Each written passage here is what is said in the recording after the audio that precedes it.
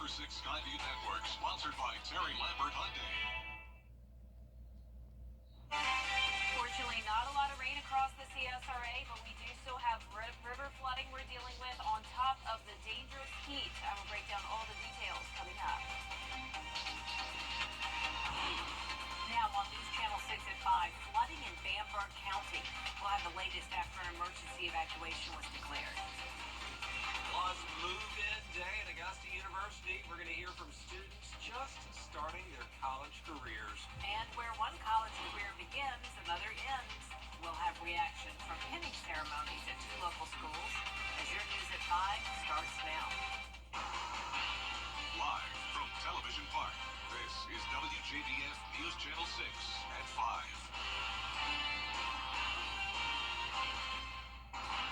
Good evening, everybody. I'm Brad Means. And I'm Jenny Montgomery. Thank you for joining us. Coverage you can count on begins with a code red issued for people living along the Edisto River from Embry Road to the Bamberg-Colleton County line. County leaders strongly urging people there to evacuate as water levels continue to rise. Mass amounts of rain from Tropical Storm Debbie have already washed out many roads along the river, making it nearly impossible to drive on them. Larry Still, who owns a house on the river off Troy Road, says he was able to get to it on Monday and Wednesday, but now he can't. He thinks a lot of his neighbors have already evacuated and that the water should start receding soon. No, I don't think I ever seen this quite this much water at one time. It'll go down. But it'll take you a little while now. But most time when this sap's rising, when the trees tracking up the water, it don't take it long. But the county does have a rescue team in place ready for anyone who needs help evacuating. You can call 911 for emergencies. Time now for a check of the weather. And kind of a double-edged sword, Jenna. You have a week full of this bad rain. It goes away, and you still have problems.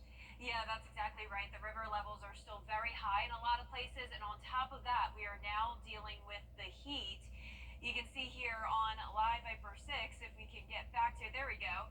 We can see a few spotty showers around the CSRA. Unfortunately, Bamberg County did deal with just a heavy shower just a moment ago. That is now starting to let up. You can see that there is still some rain outside of Washington County headed towards Sandersville, and also more rain across the metro. You can see in North Augusta and Augusta we have a heavy shower. And then let's go down into Bamberg County now. So notice all of the county is dry. That's very good news, but we do still have the aerial flood warning that we were just talking about for that portion of the Edisto River. Once again, from Embry Road down to the Colleton County line, definitely urged to evacuate. And on top of that, the Savannah River around the border of Allendale and Screven County also has moderate flooding as those river levels are higher than normal. All right, Terry Lambert Hyundai Skyview Cam showing the roads wet here at Washington Road. We just had the rain come through here. Temperatures are hot. Back to the summertime heat. We are sitting in those low to mid 90s, 93 in Augusta, 92 in Wrightsville, 90 degrees in Waynesboro. We do have a heat advisory in effect for Wilkes down to Emmanuel County until 8 o'clock tonight. That's for the heat index up to 107 degrees. And check out Barnwell, even sitting at 108, 104 in Augusta and Aiken. So we are going to continue to see the high heat over the next couple of days to come. And fortunately, some lower rain chances. More details on that to come, but back to you. Thanks. Help is on the way to storm victims in Georgia and South Carolina. That's good to know. And it's good that we have volunteers who are making it happen. They left the Augusta chapter of the American Red Cross office on Ellis Street this morning, loaded their vehicles up with supplies that were staged down at the Augusta Exchange Club Fairgrounds. And now they're off to go to those who desperately need them in the wake of this tropical storm. We are going to be moving the headquarters for our Georgia operation down to Savannah, Georgia, so we can be closer to the majority of the shelters that are opened up.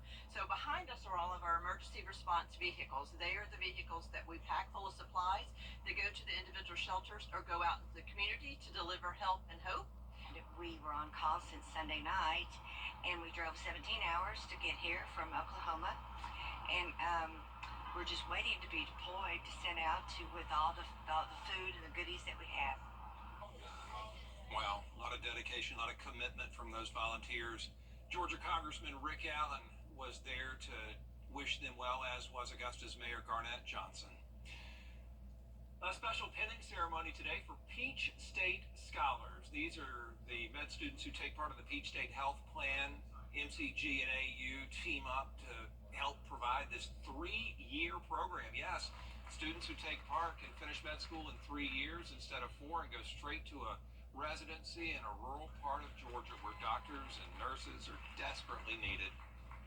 Because I come from a very rural and underserved community, so I kind of grew up like being scared of like where do I go in times of emergency and like trying to figure out where to get like good medical care and good healthcare access.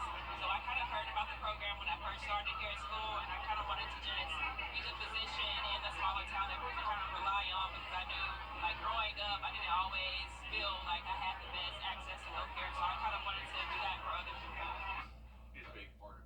In addition to being dedicated to smaller communities in the state, the students also get scholarship money to help out with tuition. This year, those 12 students received $2.2 million. Another pinning ceremony this morning at Aiken Technical College for the School of Health Sciences. More than 60 summer graduates getting recognized at Aiken Tech's Student Activity Center. Students from 5 different health science programs received pins for their hard work and dedication. School leaders say everyone in the graduating class has accepted a job, and that's a 100% higher rate. It means a lot because this is actually the next step to us finishing school as well as moving on to building the student association here at Aiken Tech. My friends have turned to family. My instructors have become great role models for me. Great networking skills have been developed here. I would honestly wouldn't change anything. Fall semester begins Monday, August 19th.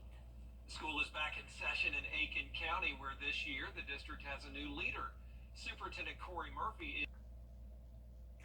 From elementary to college, school is back in session. Today, freshmen at AU said hello to their first year of college. Bria Smith spoke with students about how it feels to start this new chapter. Friday was move-in day for freshmen at Augusta University, and while they're trying to get situated in their new homes, many say they're ready for the year ahead. Elm Hall's the second building. Elm Hall! Students moving into college might be something university staff is used to, but for freshmen, this is the first of many firsts during their collegiate career. Yeah. Okay, so we need to get into the parking lot. Yeah, if you'll leave your cars in the parking lot just right there, you can park in any spot, reserved or not. I'm a little nervous because I did get paired with random roommates. I didn't end up finding one, so I'm a little nervous to meet them, but I'm excited. While some students know what they would like to study, others like Sarah Finch say that is still to be determined. I'm hoping to potentially get a career in physical therapy because I actually recently tore my ACL, and so I've been in that for the past few months, and it's kind of made me get more of an interest in that. So I chose nursing because my mom's a nurse, and just hearing all the stories of what she's encountered, I just really enjoyed. It just seemed like something I would want to do, and then I chose AU because I've visited before, and then after orientation I was like, yeah, this is definitely somewhere I want to go. More move-in days are scheduled for this weekend, and school leaders tell me they're anticipating nearly 11,000 students this semester. In Augusta, Bria Smith, WJBF, News Channel 6. Coming up, a new method for detecting Alzheimer's. Yeah, why this new test has researchers hopeful for the future. And today is hot and humid, and it will stay that way through the weekend with the heat index above 100 degrees. Also, still some afternoon shower chances, and we're still watching the tropics. I'll have all those details coming up. Hello there, my name is John.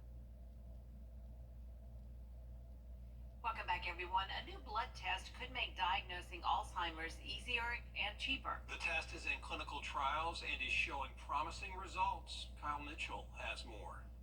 A cutting-edge blood test has the Michigan chapter of the Alzheimer's Association hopeful for the future. It's definitely a game changer in terms of how we look at diagnosing Alzheimer's. The president and CEO just recently attended the organization's national conference that spoke about how the test works by detecting tau protein in the blood. Tau protein is an early marker of Alzheimer's. The presence of elevated levels of tau will likely lead to the development of plaques in your brain, and that is one of the hallmarks of the disease. The blood test could be ordered by a primary care physician, making the process much easier than other detection methods. You can find plaques in a brain brain by doing a brain scan. You can also find those elevated levels of the tau protein in cerebral spinal fluid. Tests could also indicate tau protein before memory loss has turned severe. And possibly before you even have any symptoms, so that we can utilize the new treatments that are out. Advancements in treatments can also help slow the progression of the virus. People that are in the earlier stages have an opportunity to benefit from those treatments that they would not at a later stage. They're not approved for treatments at middle stage or later. Leopard says the effectiveness of those new early treatments can make a significant impact on quality of life. That makes a huge difference for people who maybe 6 to 12 months will have a higher level of cognition than they would have without the drug. The discovery from researchers in Sweden are giving more hope to families and patients as the test moves closer to being readily available. Are we talking about everybody that goes to the doctor's office for routine physical now is also getting a test for tau? Or are we talking about only based on certain symptoms, only people of a certain age? So there's a lot of debate going on, but it is going to be available very, very soon. Still ahead, preventing children from eating edible THC. How you can protect your kids. That's the forecast. You can't always choose the way, but you can choose your right around. Go with the most accurate and most trusted. The Live 536 mobile app. Download it today. The one thing Kamala Harris... Hi, Suzanne Lily Honey Michael here with Hardwood Floors and More. School is back in, and that means all Board of Education members receive 10% off of all products at Hardwood Floors and More. As the mom of a teacher, I know the sacrifices she makes, as well as everyone that works in the school system. So if you need flooring, lighting, wallpaper, or any of the great products we carry, stop by and let us help you make your home special. Hardwood Floors and More, so much more in store for you. Now, your most accurate forecast with WJBF Live 536. Well, this is what we're talking about when we say around a 20% chance of rain, and of course that one area of rain is right over the metro. Augusta dealing with a heavy shower. This is also into Columbia County to the north of Martinez and to North Augusta as well, but luckily this is a pretty weak system, or pretty weak shower, so no lightning, no strong storms with gusty winds around the area. We have the aerial flood warning still for Bamberg County. That is for the Edisto River Basin, and it's from anywhere from Embry Road down to the Colleton County line, so you are urged to evacuate if you are in this area. It is a code red warning. Now, as for Debbie, it is a ways away from us now. It is post-tropical cyclone Debbie, and it is all the way up near the border of New York and Canada, so it has really picked up a lot of speed, but we are still unfortunately dealing with the effects from Debbie with our rivers flooding, and we also have a cold front coming through. That's what helped drive Debbie all the way up the eastern seaboard, but it's also bringing us a few showers and storms like we're seeing now. Looking good though down in Swainsboro, a nice dry and breezy day. Here's our Terry Lambert Hyundai Skyview cam. 93 feeling like 104. The heat and humidity is back on in full force. Definitely a typical summertime day with low 90s across the board. Heat index anywhere from around 100 to 106. That's the feels like temperature in Edgefield, Aiken, Barnwell, and Allendale. 102 in Bamberg, 104 in Millen. Now, as for your Saturday, it will be mostly sunny at times, but later on in the afternoon and evening, it's possible we'll see a few additional storms on top of the heat and humidity. Once again, feeling like 106 for Saturday, 105 for Sunday, and then we'll get a little bit of a cool down going into next week. Low 90s, heat index back to around 100 degrees. So let's go into our future cast now. You can see a few spotty showers for the rest of this evening. Definitely nothing widespread or significant. We're not expecting severe weather. Now, as we go into Saturday, a dry start, and as I mentioned, we'll have some sunshine here and there. But then once again in the afternoon, a few showers will develop along that stalled cold front. And then for Sunday, similar situation, dry start to the morning, and then in the afternoon, some of those showers and storms pop up, giving it a slightly higher chance of rain for your Sunday. Now, you may have heard we have another area out in the tropics that we're keeping a very close eye on. This is currently just a disturbance off the coast of the Cabo Verde Islands all the way near Africa. Chance of development at 60%. So when we get that high, it's nearly a guarantee that this will become a tropical depression. And then from there, we are still seeing a lot of uncertainty with the exact strength and the exact movement of this storm. So this is going to be a next weekend thing into the following week. This is going to be next Saturday. That would be the potential system thinking is that we will have a dip in the jet stream here over the East Coast, and that will help steer this system just off the coast of us. Now, the latest models are taking it a little bit closer to the United States, potentially along the coastline of Georgia and South Carolina. But of course, the hoping is that this will continue to push further off towards the east. So we'll certainly keep you updated on that. Still a lot of time for changes. Our lows tonight will be in the low 70s, and our highs tomorrow will be back into the low 90s, very similar to how it is today. That 10-day forecast no longer showing any alert days. Of course, we do have the heat, but not as extreme of heat of what we had previously in the summer. Once again, heat index around 100 to 105, and those temperatures will eventually cool back down. We'll actually have a long stretch of ahead of upper 80s next week. All right, Jenna, thank you. Look forward to that. Marijuana comes in many forms, including edibles, and that is raising concerns about children getting their hands on them. Experts say they look so similar to gummies or baked goods that children can eat them by mistake. The most common symptoms for children who have ingested something like this include drowsiness, elevated heart rate. Some can have delayed reactions 3 or 4 hours after they eat them.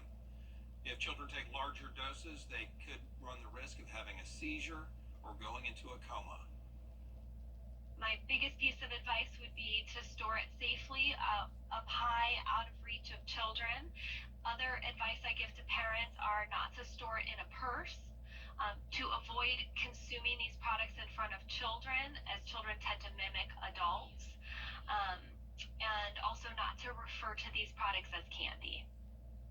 Doctors say if your child does accidentally consume THC, call poison control immediately. Up next, celebrating Latin American culture and music. We're going to hear about the impact of salsa music next. I want to be. Get the latest from News Channel 6 delivered right to your inbox with the latest headlines from South Carolina, Georgia, and the entire CSRA. Sign up for newsletters today at WJBF.com, sponsored by Alpha Insurance. This weekend, New Yorkers will celebrate Latin American culture with the annual Dominican Day Parade. Grace Gomez spoke to the founder of the Salsa International Museum about the importance of this musical style. Salsa is not just a Dominican thing or Puerto Rican or Cuban thing. It's heard all over the world. Willie Rodriguez is the co-founder of the International Salsa Museum.